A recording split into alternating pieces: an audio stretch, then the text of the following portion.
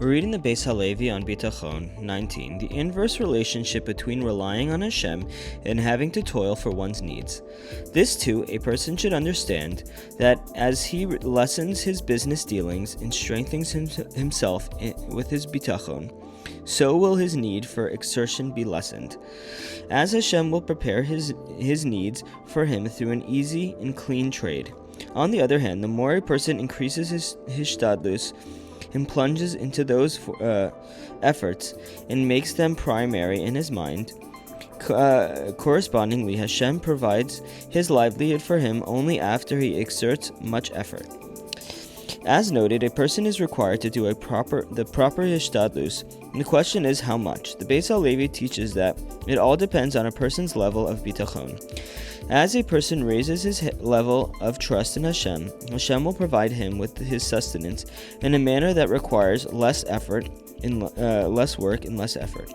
But if a person views his Hishtadlus as the primary route for his livelihood, Hashem may then require the individual to put in long, grueling hours of work. For example, if a person imposes on himself longer than usual hours of work, then this is what he will need to do to earn his livelihood. However, if he places his trust in Hashem and reduces his hours of work because of sincere trust rather than laziness, then Hashem will provide his livelihood with fewer hours of work. As mentioned earlier, Bitachon is an area where many people delude themselves, convincing themselves that they are on a very high level, while in truth they are very far from it. Bitachon is indeed a lifetime work and can take many years of effort until one actually masters it and can apply it to his life to minimize proper Hishtadlus. Therefore, a person who is trying to live with Bitachon but has not yet reached the great heights as described by the Beis HaLevi is obligated to put in a normal amount of effort and leave the rest up to Hashem. Striving beyond the norm would show a lack of Bitachon in one's part. In the society we live in today, when a woman is in labor, she is rushed to a hospital, and after the baby is born, she generally remains there for a few days. However, in previous times, the norm was for a woman to give birth at home, assisted by a midwife. Rav Aaron Leib Steinman once said that if a woman today would insist on giving birth at home, it would be considered abnormal, and therefore would not be the proper amount of Hishtadlus necessary. On the other hand, if a woman was living 100 years ago, would be rushed to the hospital experiencing labor pains, that would be a lack of Bitachon. In each situation, one must take into account what is considered the norm and act upon it. This is the line with the statement of our sages of blessed memory. And Hashem says, "Just as you are with me, so I shall be with you." The amount of Hishtadlus we need depends entirely on us. Similarly, the Rambam cites a midrash in the verse of Tehillim, "Hashem is your protective shade at your right side, at your right hand." The word tzalicha can also mean shadow. And the Midrash explains that Hashem is likened to a person's shadow. Just as a shadow moves according to the movement of the person, so too Hashem will act according to a person's actions.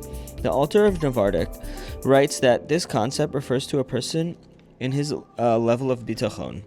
Hashem treats a person according to his level of Bitachon. The higher a level of Bitachon a person has, the more Hashem will reciprocate with goodness. For free will is given to man to choose good or, God forbid, the opposite.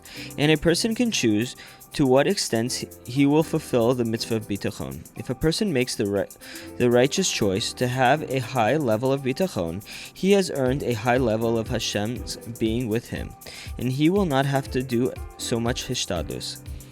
This concept is also mentioned by the Sforno in the context of the Torah discussion of the laws of Shemitah.